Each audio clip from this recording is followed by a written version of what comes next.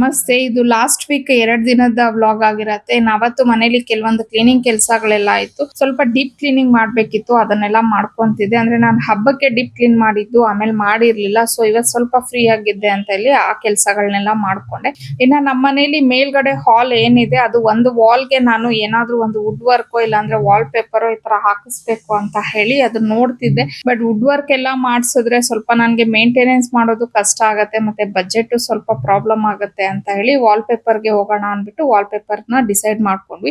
ನಾನು ಒಂದು wall paper ನ ಸೆಲೆಕ್ಟ್ ಮಾಡ್ಕೊಂಡಿದ್ದೆ. ಬಟ್ ಅದು ಕಸ್ಟಮೈಸ್ ಮಾಡೋದು ಸ್ವಲ್ಪ ಲೇಟ್ ಆಗುತ್ತೆ ಅಂತ ಹೇಳಿದ್ರು. ಬಟ್ ನನ್ಗೆ ಬೇಗ ಹಾಕ್ಬೇಕಿತ್ತು, ಹಂಗಾಗಿ ಅವರು ಕ್ಯಾಟ್ಲಾಗ್ ತಗೊಂಡ್ ಬಂದಿದ್ರು. ಸೊ ಅದ್ರಲ್ಲಿ ನಾನು ಏನು ಒಂದು ವಾಲ್ ಪೇಪರ್ ಸೆಲೆಕ್ಟ್ ಮಾಡಿದ್ನಲ್ವಾ ಅದಕ್ಕೆ ಸಿಮಿಲರ್ ಆಗಿ ಒಂದು ನನ್ಗೆ ಸಿಕ್ತು.